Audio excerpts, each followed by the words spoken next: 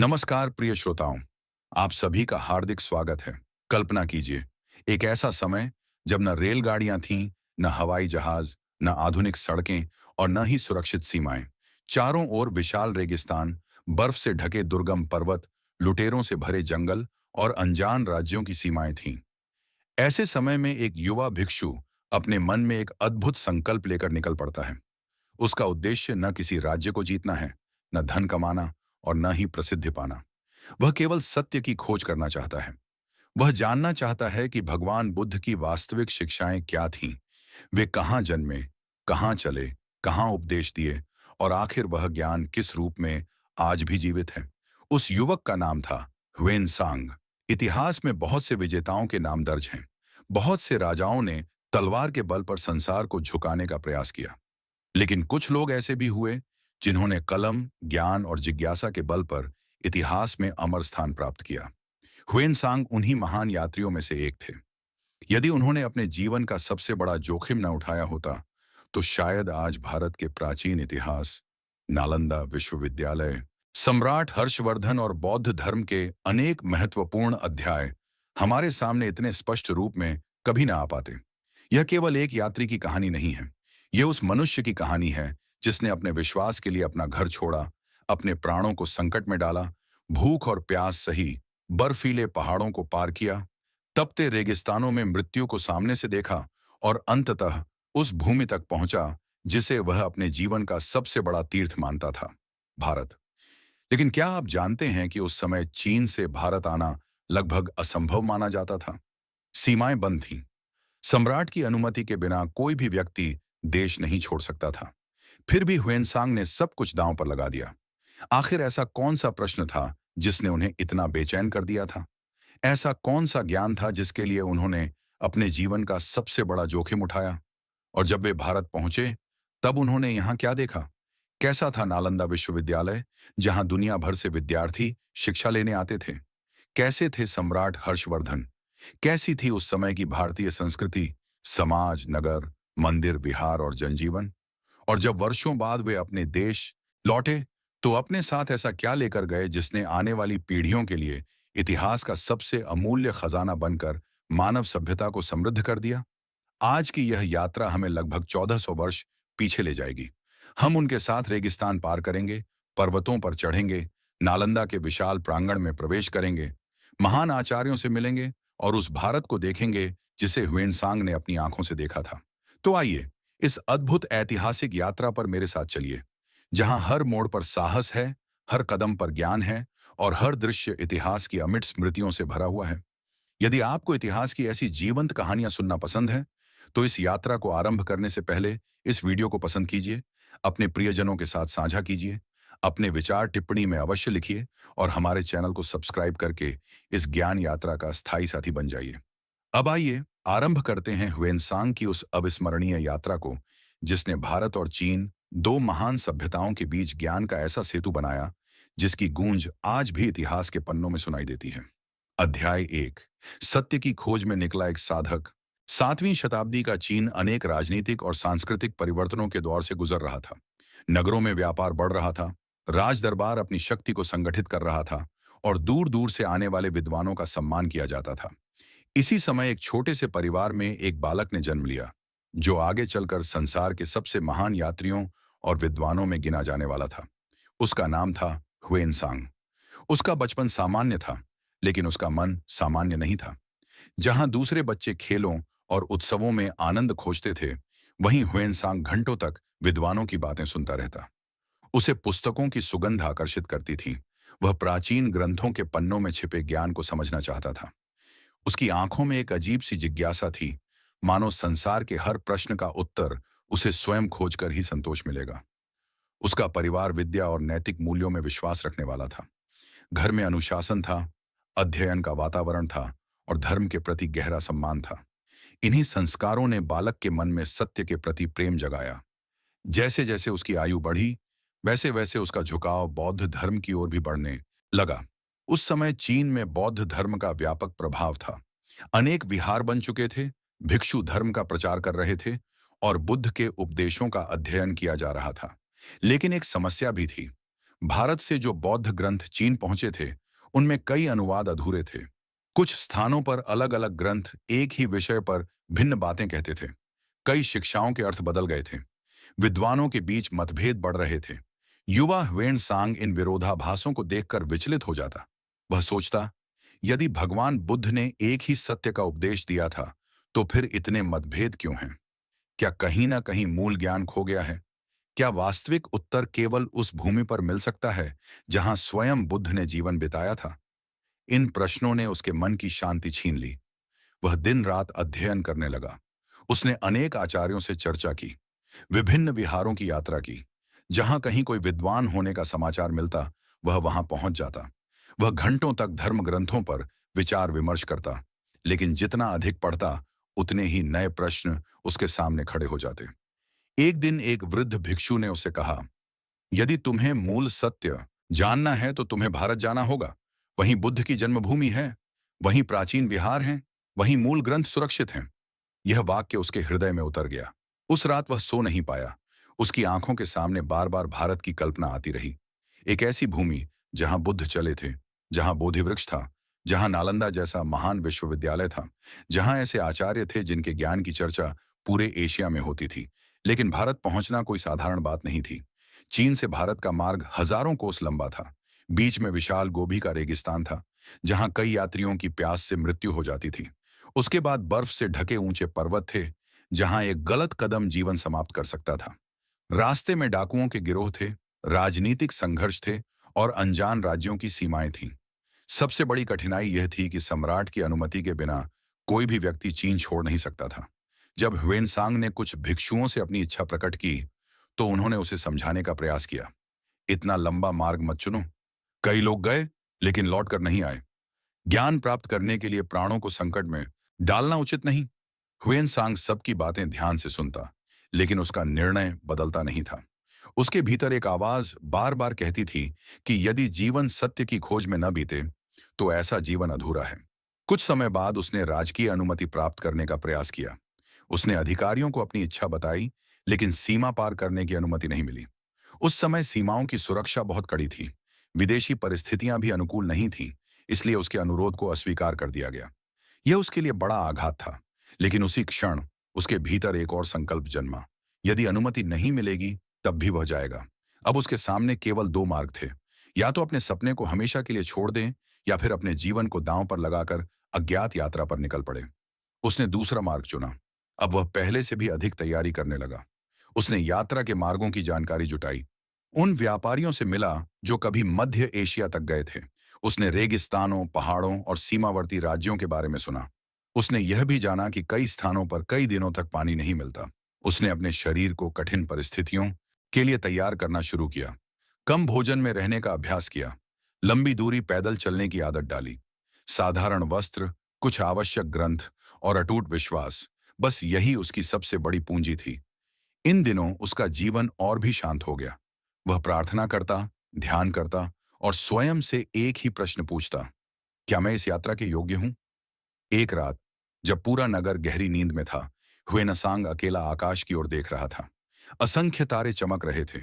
उसे लगा मानो पूरा आकाश उसके निर्णय का साक्षी बन गया हो। उसने मन ही मन प्रण किया कि चाहे कितनी भी कठिनाइयां आए, चाहे मृत्यु ही सामने क्यों न खड़ी हो जाए, वह भारत अवश्य पहुंचेगा। उसके लिए यह केवल एक यात्रा नहीं थी, यह उसके जीवन का धर्म था। कुछ ही दिनों बाद वह बिना किसी शोर के, बिना किसी उत्सव के और बिना किसी विदाई के अपने देश की सीमा की ओर चल पड़ा। उसके कदम धीमे थे, लेकिन उसका संकल्प अडिग था। पीछे छूट रहा था उसका घर, उसका परिचित संसार और उसका सुरक्षित जीवन। आगे था केवल अज्ञात भविष्य। उसे यह नहीं पता था कि आने वाले दिनों में उसे प्यास से तड़पना पड़ेगा। मृत्यु कई बार उसके सामने खड़ी होगी और हर मोड़ पर उसकी आस्था की परीक्षा होगी। लेकिन उसे इतना अवश्य विश्वास था कि जो व्यक्ति सत्य की खोज में निकलता है, उसके मार्ग की रक्षा स्वयं सत्य करता है। और इसी विश्वास के साथ ह्वेनसांग ने अपने जीवन की सबसे महान और सबसे खतरनाक यात्रा का पहला कदम उठा दिया। आगे की यात्रा में उसका सामना उस भयावह रेगिस्तान से होने वाला था, जहां दूर दूर तक केवल रेत थी, जल का नामो निशान नहीं था और हर दिशा में मृत्यु उसकी प्रतीक्षा करती दिखाई देती थी। अध्याय 2, मृत्यु के साए में रेगिस्तान और पर्वतों की यात्रा। जब ह्वेन ने अपने देश की सीमाओं को पीछे छोड़ना आरंभ किया, तब उसे पहली बार यह अनुभव हुआ कि अब लौटना उतना सरल नहीं रहेगा। पीछे सुरक्षित जीवन था, आगे अनिश्चितता का अथाह समुद्र, किंतु उसके भीतर सत्य की खोज की जो अग्नि जल रही थी, वह हर भय से कहीं अधिक प्रबल थी। वह रात के अंधेरे में चलता और दिन के उजाले में स्वयं को छिपा लेता। उसे पता था कि यदि सीमा पर तैनात सैनिकों ने उसे पहचान लिया तो उसे वापस भेज दिया जाएगा। कई बार उसे दूर से घोड़ों की टापें सुनाई देती।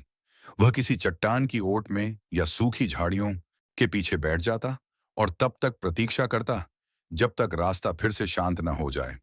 कुछ दिनों बाद उसने पीछे मुड़कर देखा। दूर क्षितिज पर चीन की धरती धुंधली पड़ चुकी थी। उस क्षण उसके मन में अपने परिवार की स्मृतियां अवश्य आईं, पर उसने अपने संकल्प को और दृढ़ कर लिया। अब उसका घर वहीं होगा जहां ज्ञान मिलेगा। धीरे धीरे वह उस प्रदेश में पहुंचा जहां से आगे फैला था विशाल और भयावह गोभी का रेगिस्तान। उस समय इस रेगिस्तान का नाम सुनकर ही यात्रियों के चेहरे का रंग उड़ जाता था। कहा जाता था कि जो एक बार इसके भीतर चला जाए, उसका जीवित लौटना भाग्य की बात होती है। रेगिस्तान की सीमा पर एक वृद्ध व्यापारी उससे मिला। उसकी आंखों में वर्षों के अनुभव की थकान थी। उसने ह्वेनसांग को ऊपर से नीचे तक देखा और बोला, युवा भिक्षु, क्या तुम्हें मालूम है कि आगे क्या है? ह्वेनसांग ने शांत स्वर में उत्तर दिया, मैं केवल इतना जानता हूं कि मुझे भारत पहुंचना है। वृद्ध मुस्कुराया, लेकिन उसकी मुस्कान में करुणा थी। रेत तुम्हारे पैरों की शक्ति छीन लेगी, धूप तुम्हारी सांसों को जला देगी, कई दिनों तक पानी नहीं मिलेगा, और यदि दिशा भूल गए तो केवल हड्डियां ही शेष रह जाएंगी। वेनसांग ने विनम्रता से प्रणाम किया और कहा, यदि मैं भय के कारण रुक गया तो सत्य की खोज अधूरी रह जाएगी। वृद्ध ने कुछ क्षण तक उसे देखा, फिर अपनी छोटी सी पानी की मशक उसकी ओर बढ़ा दी। इसे अपने साथ रख लो, शायद यह किसी कठिन घड़ी में तुम्हारी सहायता कर दे। ह्वेनसांग ने कृतज्ञता से उसे स्वीकार किया और रेगिस्तान की ओर बढ़ गया। आरंभ के कुछ दिन अपेक्षाकृत सरल लगे। दिन में तपती धूप और रात में कड़ाके की ठंड उसका स्वागत करती रही, लेकिन धीरे धीरे कठिनाइयां बढ़ने लगीं। जहां तक दृष्टि जाती, केवल सुनहरी रेत दिखाई देती। न कोई वृक्ष, न कोई नदी, न कोई पक्षी, केवल हवा की सनसनाहट और रेत के बदलते हुए टीले। कई बार दूर उसे जल दिखाई देता। वह तेजी से उस दिशा में बढ़ता, पर जैसे जैसे पास पहुंचता, वह दृश्य गायब हो जाता। यह मृग तृष्णा थी, रेगिस्तान का सबसे क्रूर छल। एक दिन उसकी पानी की मशक लगभग खाली हो गई। उसने हर घूंट को सावधानी से पीना शुरू किया। होंठ सूखने लगे, गला जलने लगा, शरीर की शक्ति क्षीण होने लगी। फिर भी वह चलता रहा। कुछ समय बाद तेज आंधी उठी। रेत का तूफान इतनी तीव्रता से चला कि उसे अपनी आंखें बंद करनी पड़ी।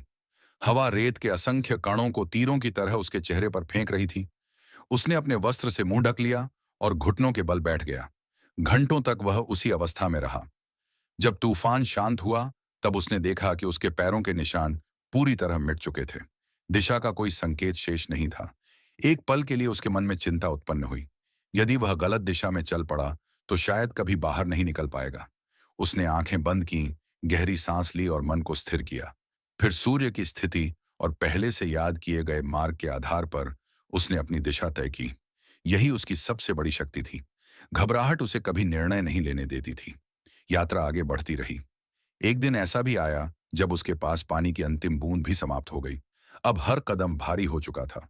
धूप उसके सिर पर आग की तरह बरस रही थी। पैरों के नीचे की रेत अंगारों जैसी तप रही थी। कई बार उसे लगा कि उसका शरीर साथ छोड़ देगा।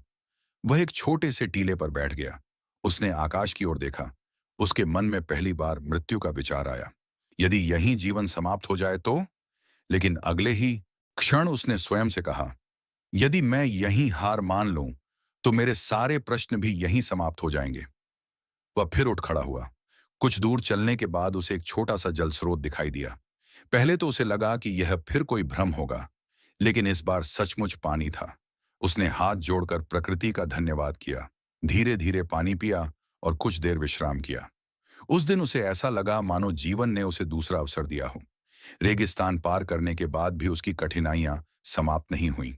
अब उसके सामने थे ऊंचे ऊंचे पर्वत, बर्फ से ढकी चोटियां, संकरे रास्ते और गहरी खाइयां। जितनी कठिन गर्मी थी, उतनी ही कठोर ठंड अब उसका इंतजार कर रही थी। ऊंचाई पर सांस लेना कठिन हो जाता। तेज बर्फीली हवा चेहरे को सुन्न कर देती। कई स्थानों पर रास्ता इतना संकरा था कि एक ओर सीधी चट्टान और दूसरी ओर गहरी खाई दिखाई देती।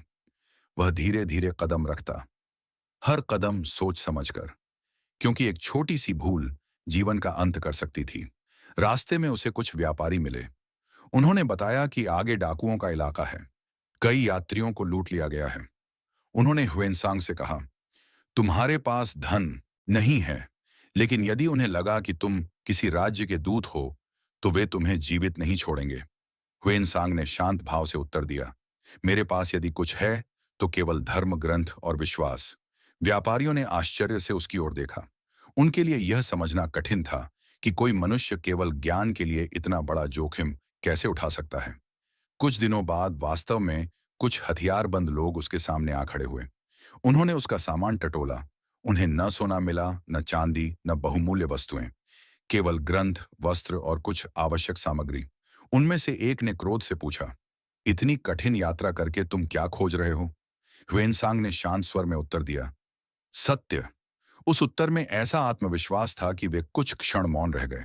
आखिरकार उन्होंने उसका सामान लौटा दिया और उसे जाने दिया। शायद पहली बार उन्होंने किसी ऐसे यात्री को देखा था जिसके पास धन नहीं, केवल उद्देश्य था। महीनों की कठिन यात्रा के बाद धीरे धीरे भूमि का स्वरूप बदलने लगा। रेत कम होने लगी, छोटे छोटे गांव दिखाई देने लगे, लोगों की भाषा बदल गई, वस्त्र बदल गए, भोजन बदल गया। ह्वेनसांग समझ गया कि वह अब मध्य एशिया के राज्यों में प्रवेश कर चुका है। यहाँ कई छोटे छोटे राजाओं का शासन था। कुछ स्थानों पर बौद्ध धर्म का प्रभाव था, तो कहीं अन्य परंपराएं प्रचलित थीं। फिर भी अधिकांश शासकों ने इस शांत स्वभाव वाले भिक्षु का सम्मान किया। जहां भी वह ठहरता, स्थानीय विद्वानों से चर्चा करता, ग्रंथों का अध्ययन करता और भारत के मार्ग के बारे में जानकारी जुटाता। लेकिन उसके मन की बेचैनी अभी भी समाप्त नहीं हुई थी, क्योंकि उसकी मंजिल अभी बहुत दूर थी। भारत की सीमा अभी सामने नहीं आई थी। नालंदा अभी भी उससे दूर था। बुद्ध की जन्मभूमि अभी भी उसका इंतजार कर रही थी। उसे यह पता नहीं था कि आगे की यात्रा में उसका स्वागत स्वयं भारत की पावन धरती करने वाली है, और वहीं से उसके जीवन का सबसे महान अध्याय आरंभ होगा। एक ऐसा अध्याय जो केवल उसके जीवन को ही नहीं, बल्कि इतिहास को भी हमेशा के लिए बदल देगा। अध्याय 3, भारत की पावन धरती और नालंदा का दिव्य आलोक। कई महीनों तक रेगिस्तान, पर्वतों और अनजान राज्यों की कठिन यात्राएं पार करने के बाद एक सुबह ह्वेनसांग ने दूर तक फैली हुई एक हरी भरी भूमि को देखा। हवा में अब तपती रेत की जलन नहीं थी। उसकी जगह मिट्टी की सौंधी सुगंध थी। नदियों का कलकल संगीत सुनाई देता था। खेतों में लहलहाती फसलें हवा के साथ झूम रही थीं और दूर दूर तक बसे गांव जीवन से भरपूर दिखाई दे रहे थे। ह्वेनसांग कुछ क्षणों तक निःशब्द खड़ा रहा। जिस भूमि को वह वर्षों से अपने मन में देखता आया था, आज वह वास्तव में उसके सामने थी। उसने धीरे से धरती को स्पर्श किया और श्रद्धा से अपना मस्तक झुका दिया। उसकी आंखों में आंसू थे। यह केवल किसी दूसरे देश में प्रवेश नहीं था। यह उस भूमि पर पहला कदम था जहां भगवान बुद्ध ने जन्म लिया था, जहां उन्होंने ज्ञान प्राप्त किया था और जहां से करुणा का संदेश पूरी दुनिया में फैला था। उसके भीतर वर्षों से पल रही आकांक्षा उस क्षण मानो साकार हो गई। भारत में प्रवेश करते ही उसने लोगों के जीवन को ध्यान से देखना आरंभ किया।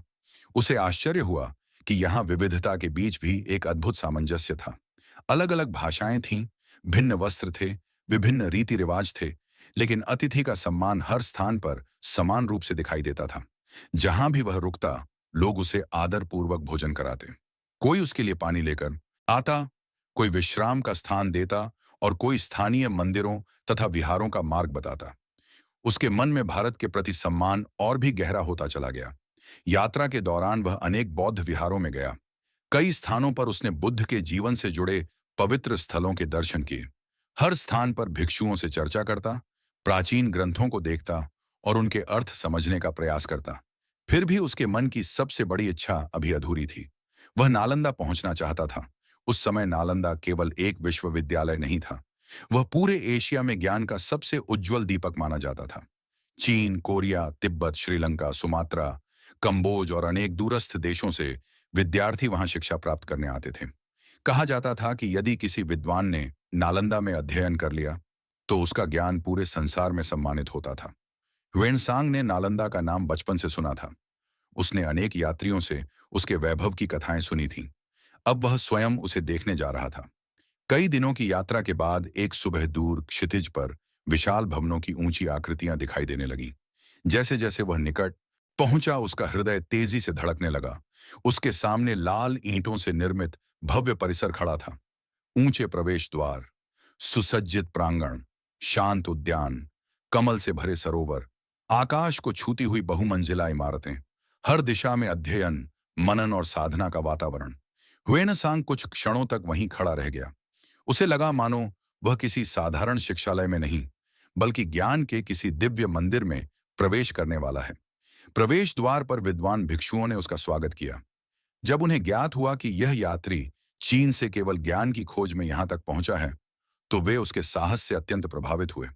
कुछ ही समय बाद उसकी भेंट उस युग के महान आचार्य शीलभद्र से हुई। शीलभद्र उस समय नालंदा के प्रधान आचार्य थे। उनका नाम पूरे बौद्ध जगत में आदर के साथ लिया जाता था। वे केवल विद्वान ही नहीं, बल्कि गहन चिंतक और करुणामय गुरु भी थे। जब ह्वेनसांग उनके सामने पहुंचा, तो उसने विनम्रता से प्रणाम किया। शीलभद्र ने उसकी ओर गहरी दृष्टि से देखा और पूछा, तुम इतनी दूर से किस उद्देश्य से आए हो? ह्वेनसांग ने शांत स्वर में उत्तर दिया, मैं बुद्ध के वास्तविक उपदेशों को समझना चाहता हूं। जिन प्रश्नों का उत्तर मुझे अपने देश में नहीं मिला, उनके समाधान की आशा लेकर मैं यहां आया हूं। कुछ क्षणों तक वहां मौन छाया रहा। फिर शीलभद्र के चेहरे पर हल्की मुस्कान उभरी। उन्होंने कहा, जिस व्यक्ति ने सत्य की खोज में अपना सब कुछ छोड़ दिया हो, वह ज्ञान का अधिकारी अवश्य होता है। यही वह क्षण था जिसने ह्वेनसांग के जीवन की दिशा बदल दी। उसे नालंदा में अध्ययन करने की अनुमति मिल गई। अब उसका जीवन पूरी तरह बदल गया। प्रातःकाल सूर्योदय से पहले ही अध्ययन आरंभ हो जाता।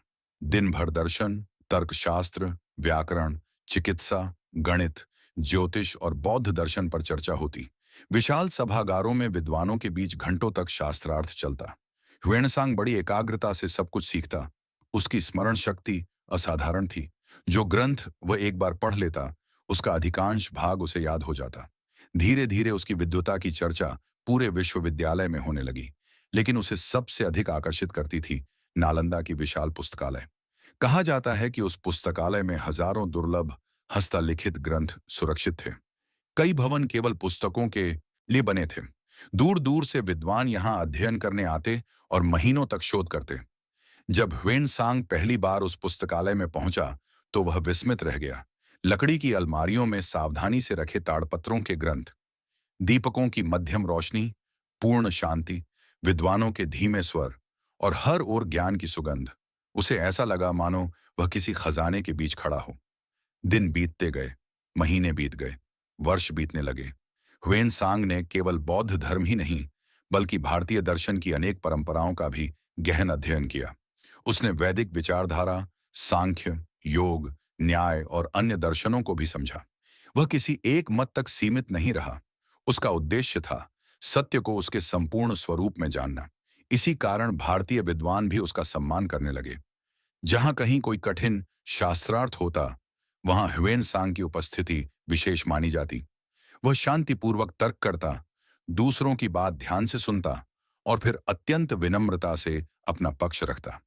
धीरे धीरे उसकी ख्याति नालंदा की सीमाओं से बाहर फैलने लगी।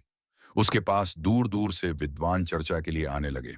लेकिन ज्ञान की इस साधना के बीच बीच उसका एक और कार्य निरंतर चलता रहा। वह भारत को देख रहा था, उसके नगरों को, उसके लोगों को, उसकी संस्कृति को, उसके राजाओं को, उसकी शिक्षा व्यवस्था को। वह जो कुछ देखता, उसे सावधानी से लिखता जाता।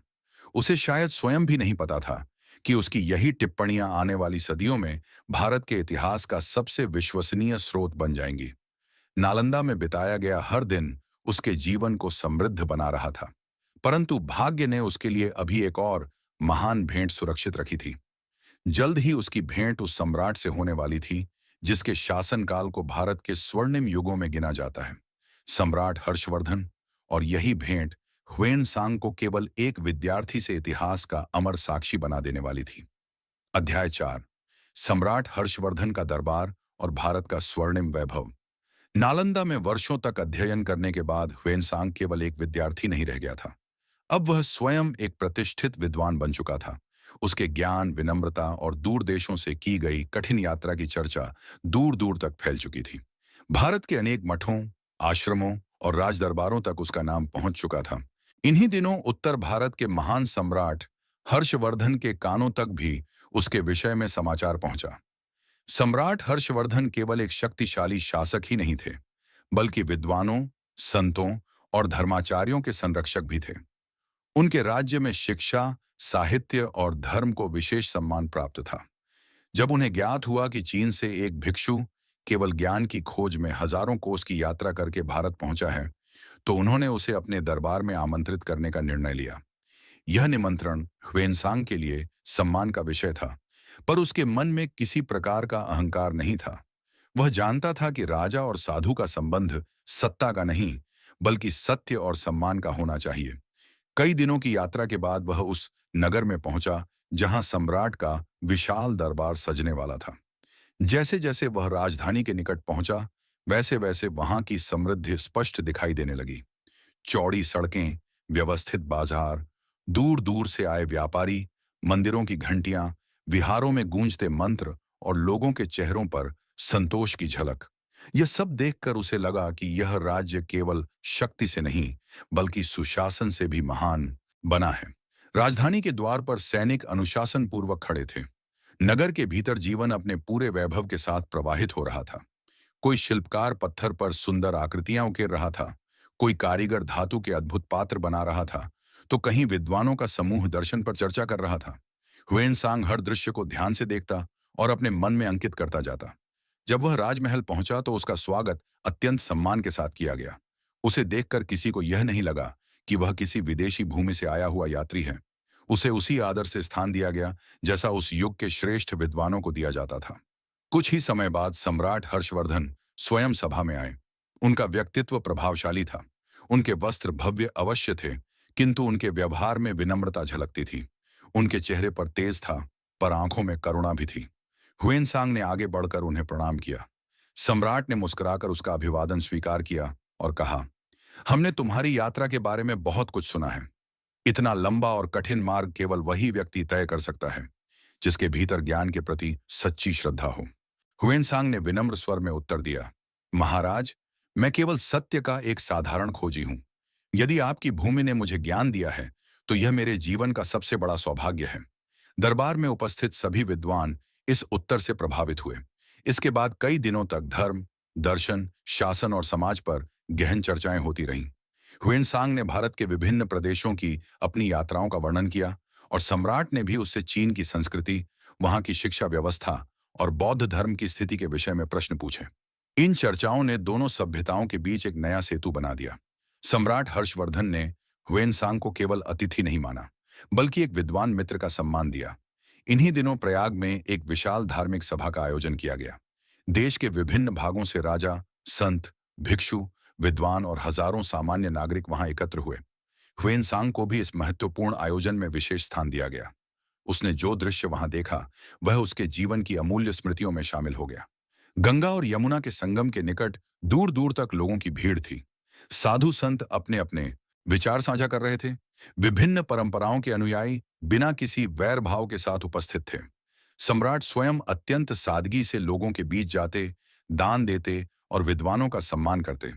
ह्वेनसांग यह देखकर अत्यंत प्रभावित हुआ कि इतनी विशाल सभा में भी अनुशासन और सौहार्द बना हुआ था।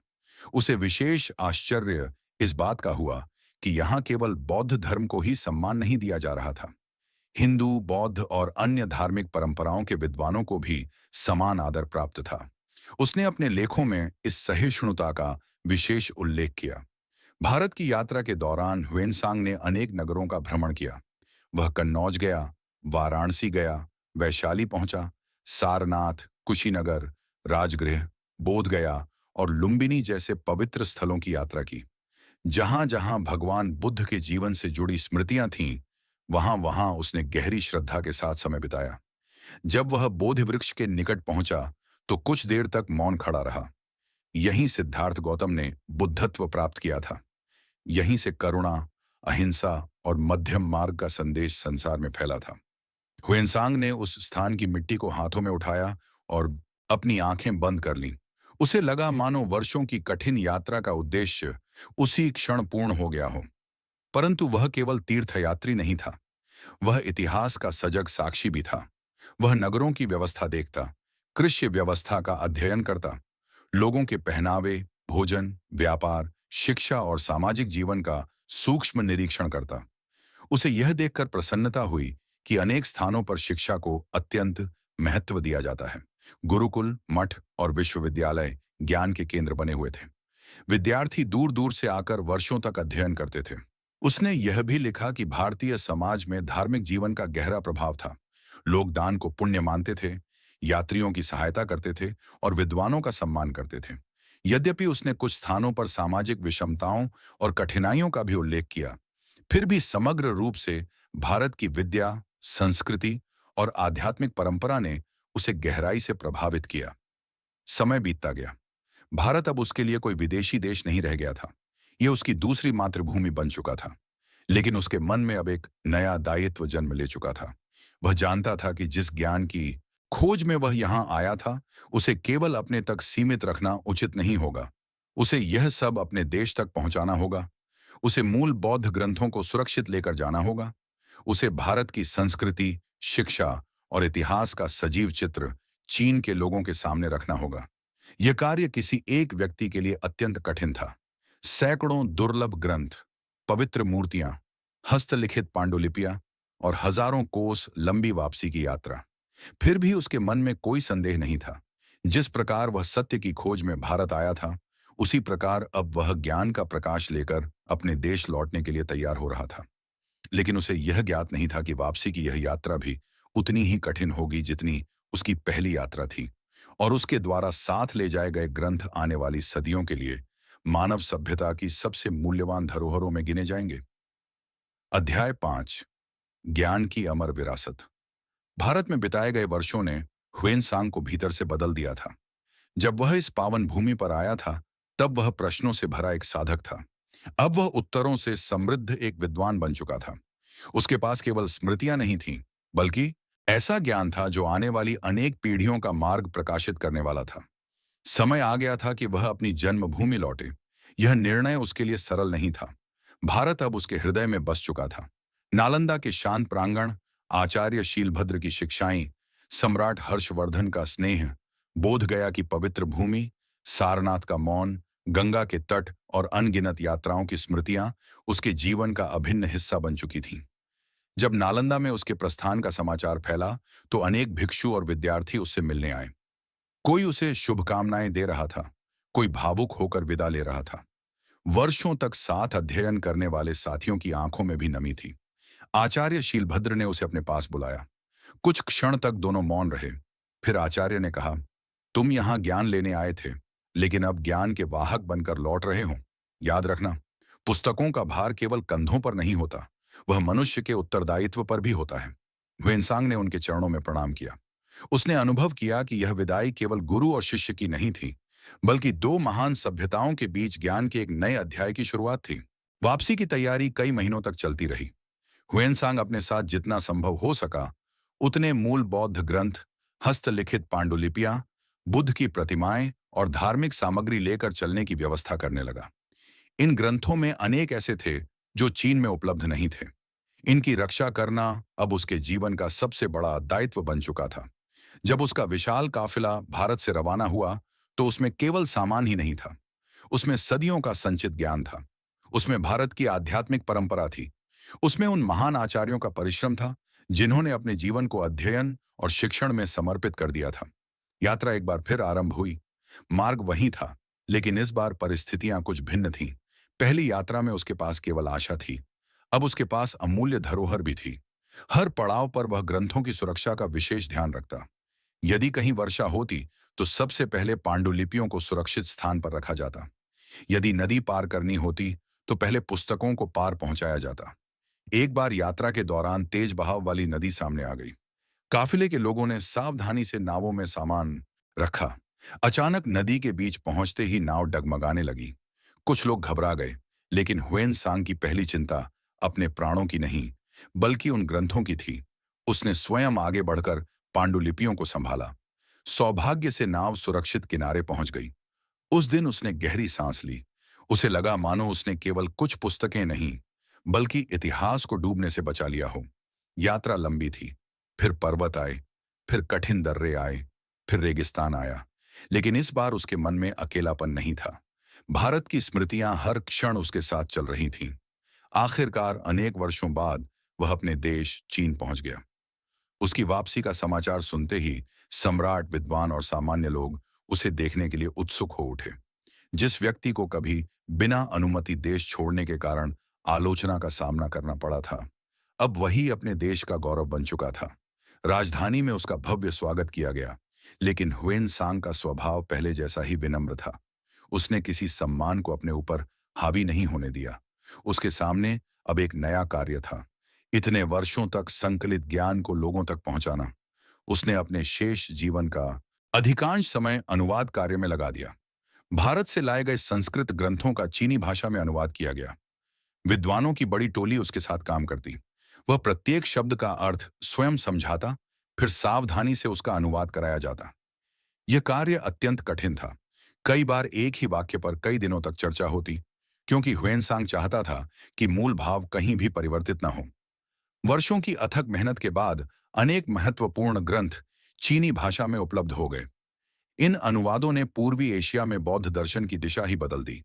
लेकिन उसकी सबसे महान रचनाओं में से एक थी भारत की यात्रा का विस्तृत वर्णन। उसने जिन नगरों को देखा, जिन राजाओं से मिला, जिन विश्वविद्यालयों में अध्ययन किया, जिन मंदिरों और विहारों का भ्रमण किया, उन सब का अत्यंत सूक्ष्म विवरण लिखा।